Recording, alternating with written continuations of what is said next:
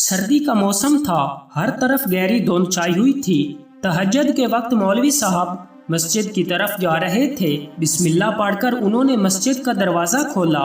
जैसे ही वो मस्जिद में दाखिल हुए, उन्हें मस्जिद के बरामदे में चादर ओढ़े कोई शख्स लेटा हुआ दिखाई दिया। पहले तो वो हैरान हुए कि इस वक्त कौन हो सकता है। फिर वो आगे बढ़े और उन्होंने उस वजूद को हिलाकर कहा, उठो भाई, ये मस्जिद है, सोने की जगह नहीं। मगर वो वजूद पहली बार हिलाने पर टस से मस न हुआ। मौलवी साहब ने दोबारा उसे उठाया और कहा, उठो भाई, यहाँ क्यों सो रहे हो। उनकी इतनी बात करने की देर थी कि उसने अपने ऊपर से चादर हटाई तो परेशानी की वजह से मौलवी साहब के माथे पर बाल पड़े। उन्होंने देखा कि 15-16 साल की लड़की सेहन में बैठी थी। बाल बिखरे हुए थे, मुंह पर ऐसे निशान थे जैसे किसी ने मारा हो। उसकी आस्तीन फटी हुई थी और आस्तीन से खून रिस रहा था। मौलवी साहब ने हैरत से पूछा, तुम कौन हो बेटी और यहाँ क्यों बैठी हो। वो डर गई, कुछ ना बोली, लेकिन मौलवी साहब के दोबारा पूछने पर कहने लगी, मेरा नाम सादिया है और मैं वजीरिस्तान के गांव से आई हूँ। मौलवी साहब ने कहा, वो तो ठीक है बेटी, लेकिन तुम यहाँ क्यों बैठी हो। साहब, हमारे गांव में मेरे भाई से गुनाह सरजद हुआ है, जिसके बदले में पंचायत ने मुझे देने का फैसला किया है। मैं तो इस चीज के लिए तैयार नहीं थी, मगर घर वालों ने मुझे बहुत मारा।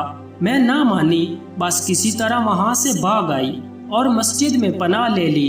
ये तो अल्लाह का घर है, यहाँ से तो कोई नहीं निकाल सकता। मौलवी साहब लड़की की बातें सुनकर सोच में पड़ गए और दिल में सोचने लगे कि इस तरह तो इस लड़की को यहाँ नहीं रखा जा सकता। उन्होंने कहा, बेटी, तुम खुद को चादर में लपेट लो और मेरे साथ चलो। लड़की ने ऐसा ही किया। उसके पास एक छोटी सी गठड़ी भी थी, उसने वो भी साथ उठा ली और मौलवी साहब के पीछे चल दी। मौलवी साहब उसे अपने घर ले गए। घर में उनकी बीवी और एक बेटा था। मौलवी साहब की बीवी पहले तो लड़की को देखकर परेशान हो गई, मगर जब उन्होंने सारी बात बताई और कहा, अब ये हमारे साथ रहेगी और तुम इसका बेटियों की तरह ख्याल रखोगी। उनकी बीवी भी निहायत नेक दिल औरत थी। उसने अपने शौहर की हाँ में हाँ मिलाई। उनका बेटा भी वहीं मौजूद था। उसने जब लड़की को देखा तो उसका दिल तेजी से धड़कने लगा। उसने इतनी मासूमियत आज तक किसी चेहरे पर नहीं देखी थी। वो लड़की उसे आसमान से उतरी परी लगी। मौलवी साहब की बीवी उसे अपने घर के खाली कमरे में ले गई और कहा, अपना सामान मुझे दे दो, मैं संभाल कर रखती हूँ। मगर उसकी हैरानी देखकर मौलवी साहब की बीवी ने ज्यादा इसरार न किया। सादिया ने थोड़ी देर के बाद अपने कपड़े निकाले और बाकी सामान अलमारी में रख दिया। दोपहर का खाना उन सब ने इकट्ठे खाया। सादिया ने लिबास तो बदल लिया था, मगर चेहरे पर जख्म अब भी वाज़ेह थे। मौलवी साहब का बेटा बार बार उसे चोर निगाहों से देख रहा था। सादिया की खूबसूरती उसे भा गई थी। रात को मौलवी साहब ने अपनी बीवी से कहा, मेरे दिल में सुबह से एक बात खटक रही है। उनकी बीवी ने पूछा, क्या हुआ मौलवी साहब, क्यों परेशान हो। तो वो कहने लगे, हमने इस लड़की को अपने घर में तो रख लिया है, मगर कल को कोई ऊंच नीच हो गई तो हम क्या करेंगे।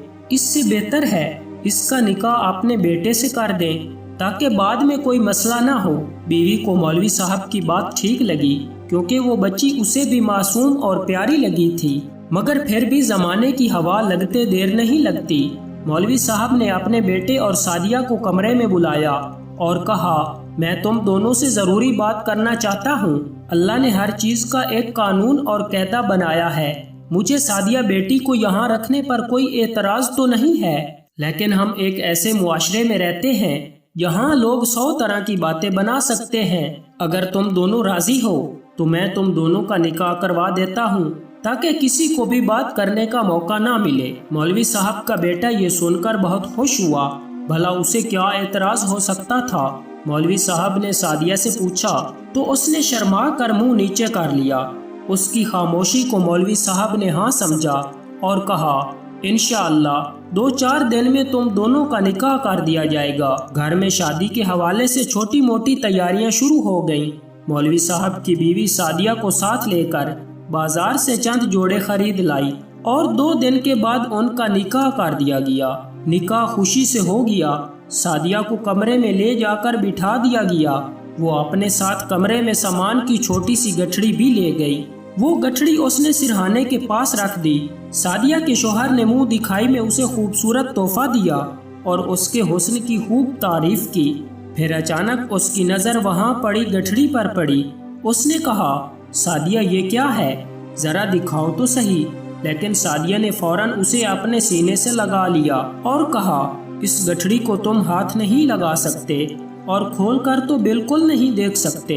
वो हैरान हुआ, फिर कहा, ये क्या बात हुई?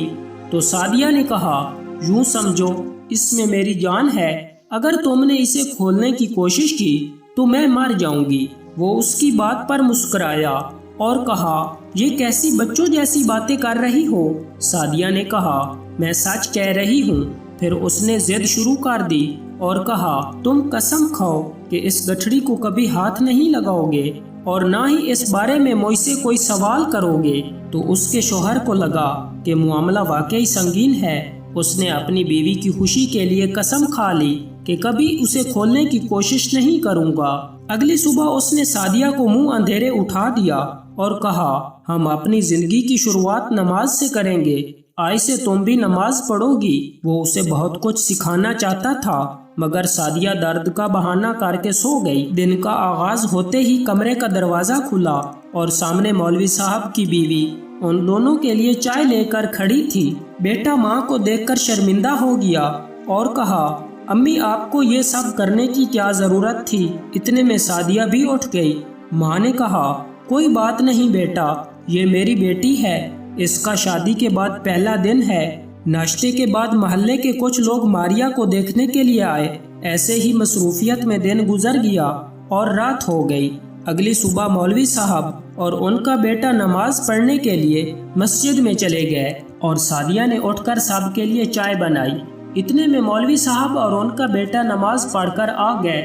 मौलवी साहब ने उसके हाथों की चाय पी और उसे दुआएं दी और साथ ही उसकी बीवी ने कहा कि हमारी बहू बहुत नेक है, अभी नमाज पढ़ रही थी।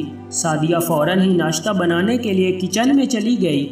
मौलवी साहब बहुत खुश हुए और उनके बेटे का सीना भी अपनी बेगम की तारीफ सुनकर चौड़ा हो गया।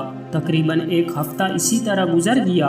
जुम्मे के दिन मौलवी साहब की बीवी ने कहा, सादिया बेटी वुजू कराओ, आज हम मिलकर नमाज पढ़ेंगे। उसने कहा, जी अम्मी अभी आधा घंटा बाकी है। फिर वो कमरे में चली गई और वुजू करके लेट गई। लेटते ही उसकी आंख लग गई। सास कमरे में दाखिल हुई तो वो तकरीबन सो चुकी थी। उसके पास उसके सामान की गठड़ी भी पड़ी हुई थी। उसने उसे जगाना मुनासिब न समझा और कहा, शायद थक गई है, जब उठेगी तो नमाज पढ़ लेगी। उसने कमरे का दरवाज़ा बंद किया और बाहर निकल गई। कुछ दिन यूं ही गुजर गए। एक दिन अचानक मोहल्ले की दाई आई। मौलवी साहब की बेगम ने पूछा कि आपको किसने बुलाया है? उसने कहा, मुझे सादिया ने बुलाया है।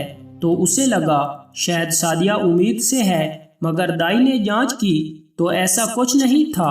दाई वापस चली गई और सादिया मुंह लटका कर बैठ गई। उसकी सास ने कहा, बेटा परेशान न हो, अभी शादी को दिन ही कितने हुए हैं, जब अल्लाह ने चाहा तो तुम्हारी गोद हरी कर देगा। सादिया को उनकी बात सुनकर हौसला हुआ, मगर अंदर से वो मुतमईन नहीं लग रही थी। वो बार बार जांच के लिए दाई को बुलाती। दाई रोज आती और एक ही बात कह देती, बेटी सब्र करो, अल्लाह ने चाहा तो औलाद दे देगा। सादिया की आदत थी, वो हमेशा अपनी गठड़ी को तकिए के पास रखकर सोती। एक रात तकरीबन 2 बजे उसके शोहर की आंख खुली। सादिया अपने कमरे में मौजूद नहीं थी। उसे गैब देखकर वो बहुत परेशान हुआ। पहले तो वो वॉशरूम की तरफ गया, मगर वॉशरूम की लाइट बंद थी। वो फौरन ही बाहर की जानिब भागा। जैसे ही वो सहन में आया, उसकी बीवी गठड़ी को सीने से लगाए बाहर से अंदर की जानिब आ रही थी। उसने हैरानी से पूछा, तुम कहाँ से आ रही हो? वो पहले तो डर गई, फिर कहने लगी, मुझे घर में घुटन महसूस हो रही थी, इसलिए हवा खाने के लिए बाहर चली गई। उसके शोहर ने पूछा, ये गठड़ी क्यों उठाई है? सादिया ने जवाब दिया, मैंने पहले भी कहा था आप इसके बारे में सवाल नहीं करेंगे। वो उसकी बात पर खामोश हो गया। एक दिन शाम को सादिया को पेट में दर्द महसूस हुआ تو وہ کمرے میں اکیلی تھی۔ اس کا شوہر بھی کام پر گیا ہوا تھا۔ درد کی وجہ سے اس کی چیخیں نکل رہی تھیں۔ اچانک اس کی ساس کمرے میں آئی اور بہو کو درد سے تڑپتا دیکھ کر پوچھا، بیٹی کیا ہوا؟ تو اس نے کہا، اماں جی میرے پیٹ میں درد ہو رہا ہے۔ ساس نے اسے تسلی دی اور کہا، ہم تمہیں کسی ڈاکٹر کے پاس لے جاتے ہیں۔ مولوی صاحب دوڑے دوڑے ڈاکٹر کے پاس چلے گئے اور اسے اپنے ساتھ گھر لے آئے۔ اس نے سعدیہ کو دوا دی اور کہا، شاید کھانے میں اونچ نیچ کی وجہ سے درد ہوا ہے، جلد ہی آرام آ جائے گا۔ مولوی صاحب اور ان کی بیوی ساری رات اس کے کمرے میں بیٹھے رہے۔ تھوڑی دیر بعد جب اسے آرام محسوس ہوا تو اس نے کہا، آپ دونوں اپنے کمرے میں جا کر آرام کریں، مگر وہ دونوں بہو کو اس طرح چھوڑ کر جانے کے لیے راضی نہیں تھے۔ اتنے میں فجر کا وقت ہو گیا۔ مولوی صاحب نے اپنی بیوی سے کہا، میں نماز کے فوراً بعد گھر آ جاؤں گا، تب تک تم اس کا خیال رکھنا۔ اس کی ساس نے بھی اٹھ کر اسی کے کمرے میں نماز پڑھی اور کچھ تسبیح پڑھ کر پھونک ماری۔ صبح ہو چکی تھی اور اب وہ قدرے بہتر محسوس کر رہی تھی۔ گھر والے اس کی طبیعت کو دیکھ کر خوش ہو گئے۔ وہ جمعے کا دن تھا۔ سعدیہ وضو کر کے آئی اور کہا، او امی جان، اکٹھے جمعے کی نماز پڑھتے ہیں۔ دونوں نے مل کر جمعے کی نماز ادا کی۔ پھر ایک دن اس نے اپنی ساس سے کہا، امی جان، مجھے قرآن پڑھنا نہیں آتا، کیا آپ مجھے قرآن پڑھنا سکھا دیں گی؟ اس کی ساس یہ سن کر پہلے تو حیران ہو گئی، پھر سوچا شاید بچی کو کسی نے قرآن نہیں پڑھایا۔ اگر یہ قرآن پڑھنا چاہتی ہے تو یہ بہت اچھی بات ہے۔ سعدیہ کا جذبہ اور عاجزی دیکھ کر ساس کا دل خوشی سے کھل اٹھا۔ تقریباً ایک ہفتے کے بعد مولوی صاحب کے بیٹے کو محسوس ہوا کہ جیسے کوئی کمرے سے باہر نکل رہا ہے۔ اسے فوراً پتہ چل گیا کہ وہ آج پھر کہیں جا رہی ہے۔ وہ بھی اٹھ کر اس کے پیچھے پیچھے چلنے لگا۔ اس نے اس بات کا خیال رکھا کہ سعدیہ کو شک نہ ہو۔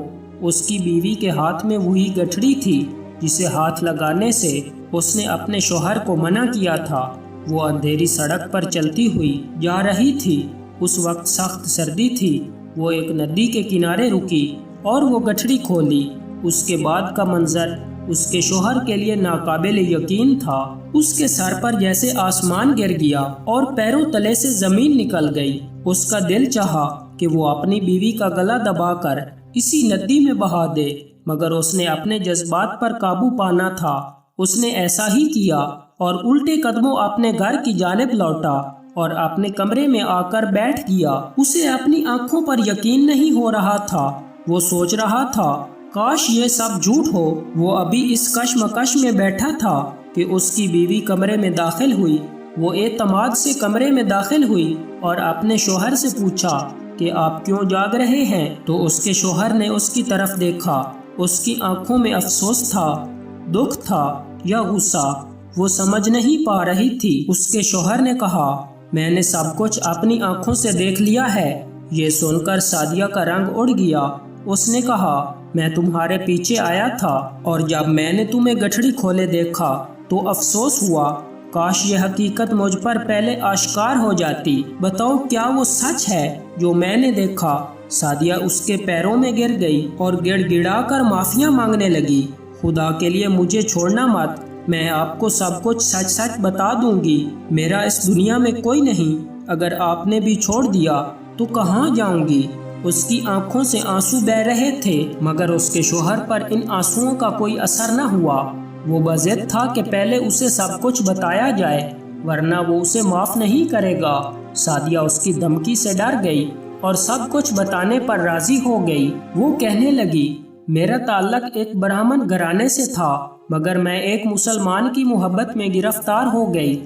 وہ لڑکا بھی آپ کی طرح مولوی کا بیٹا تھا۔ میرے گھر والے اس سے شادی کرنے پر راضی نہیں تھے۔ وہ کہتے تھے کہ اگر تم نے کسی مسلمان سے شادی کی تو تمہیں اپنا مذہب بدلنا پڑے گا، پھر تمہیں دیوتا سزا دیں گے، مگر میں نے اپنے گھر والوں کی ایک نہ سنی اور لڑکے کے کہنے پر مسلمان ہو گئی اور ہماری شادی ہو گئی، مگر اس کے گھر والے مجھے بالکل پسند نہیں کرتے تھے۔ اس کی ماں سارا دن مجھ سے گھر کے کام کرواتی۔ ایک دن اسے پتہ چلا کہ میں ماں بننے والی ہوں تو انہوں نے ایسی سازش کی کہ میرا بچہ دنیا میں آنے سے پہلے ہی مر گیا۔ مجھے شوہر کے نام سے شدید نفرت ہونے لگی۔ ایک دن میرا شوہر کسی کام سے باہر گیا۔ اچانک میرا سسر کمرے میں داخل ہوا اور کہنے لگا، تمہارے شوہر کا فون آیا ہے، اس کی کسی شہر میں نوکری لگ گئی ہے، وہ چاہتا ہے کہ تم بھی اس کے پاس آ جاؤ۔ یہ سن کر مجھے بہت خوشی ہوئی۔ میں خوشی خوشی اپنے سامان کو باندھنے لگی۔ اگلے روز شام کے وقت میرے سسر نے ایک گاڑی والے کو بلایا اور کہا، یہ ہماری بہو ہے، اسے اس پتے پر چھوڑ دینا۔ میں گاڑی میں بیٹھ گئی، لیکن گاڑی تو جیسے کسی لمبے سفر پر روانہ ہو گئی۔ ایک ویرانے میں گاڑی والے نے گاڑی روکی، ساتھ ایک اور گاڑی بھی آ کر رکی، جس میں سے 2 آدمی اور 2 عورتیں باہر آئیں۔ میں نے پوچھا، تم لوگ کون ہو اور میرا شوہر کہاں ہے؟ انہوں نے کہا، کون سا شوہر؟ تمہارے باپ نے 20 لاکھ میں تمہیں بیچ دیا ہے، اب تم ہمارے ساتھ جاؤ گی۔ یہ سن کر میں بہت ڈر گئی، لیکن میرے پاس کوئی اور چارہ نہیں تھا، اس لیے چپ چاپ ان کی گاڑی میں بیٹھ گئی۔ وہ کسی بڑی سی عمارت کے پاس جا کر رکے، مجھے اپنے ساتھ چلنے کو کہا۔ میں ان کے ساتھ چلتی رہی۔ میں جانتی تھی کہ یہ سب دیوتاؤں کو ناراض کرنے کی وجہ سے ہو رہا ہے۔ جیسے ہی وہ لوگ سوئے، میں وہاں سے بھاگنے لگی۔ ایک عورت نے مجھے بھاگتے دیکھا تو شور مچا دیا، لیکن میں وہاں سے نکلنے میں کامیاب ہو گئی اور جھاڑیوں میں جا کر چھپ گئی۔ جھاڑیوں میں چھپنے کی وجہ سے میں زخمی ہو گئی، ساتھ ہی مجھے مندر کی گھنٹیوں کی آواز سنائی دی۔ میں فوراً اس طرف گئی اور وہیں سے میں نے ایک مورتی لی اور اسے اپنے کپڑوں کے ساتھ ہی گٹھڑی میں رکھ لیا۔ میرے اندر بدلے کی آگ بھڑک رہی تھی، اس لیے میں نے سوچا کہ میں پھر کسی مولوی کے بیٹے سے شادی کروں گی، اس کا بچہ پیدا کروں گی اور اسے ہندو بناؤں گی۔ اس نے کہا، میں اسی لیے مسجد کی تلاش میں نکل پڑی اور ایک مسجد میں پناہ لے لی۔ پھر آپ کے بابا مجھے گھر لے آئے اور آپ سے میرا نکاح کروا دیا۔ اس وقت میرے اندر بدلے کی ہوس مکمل طور پر پروان چڑھ چکی تھی۔ میں نے بہت کوشش کی کہ جلد سے جلد اولاد پیدا ہو جائے، مگر میری کوشش بیکار رہی۔ میں ہر ہفتے کی رات بتوں کو پوجنے کے لیے اس نہر پر جاتی، مگر آپ کے اخلاق کی وجہ سے کہیں نہ کہیں میرا دل موم ہوتا جا رہا تھا۔ مجھے اس چیز کا احساس ہو رہا تھا کہ سب مسلمان برابر نہیں ہوتے، مگر جس دن میری طبیعت خراب ہوئی، اس دن امی ابو کی محبت نے میری سوچ یکسر بدل کر رکھ دی۔ سعدیہ کی آنکھوں سے آنسو گر رہے تھے۔ اس نے کہا، میں نے نماز اور قرآن پڑھنا شروع کر دیا اور آج میں سچے دل سے مسلمان ہونا چاہتی ہوں، اس لیے میں نے اس گٹھڑی سے بت کو نکال کر نہر میں بہا دیا تاکہ اب میں حقیقی خدا کی عبادت کر سکوں۔ یہ سب باتیں سن کر اس کے شوہر کو پہلے تو غصہ آیا۔ اس نے کہا، تم نے مجھ سے گناہ کروایا، ایک مسلمان ایک ہندو سے نکاح نہیں کر سکتا۔ سعدیہ نے ہاتھ جوڑ کر معافی مانگی۔ اس کے ہاتھوں کی لرزش یہ گواہی دے رہی تھی کہ وہ سچ مچ اپنے کیے پر شرمندہ ہے۔ اس کے شوہر نے اسے کلمہ شہادت پڑھایا اور اس کی تمام کوتاہیوں کو معاف کر کے اسے قبول کر لیا، کیونکہ وہ جانتا تھا کہ اللہ جب چاہے کسی کو بھی ہدایت دے سکتا ہے۔ دوستو، آپ سے گزارش ہے کہ ویڈیو کو لائک اور شیئر کر دیں اور ہمارے چینل کو سبسکرائب کر دیں۔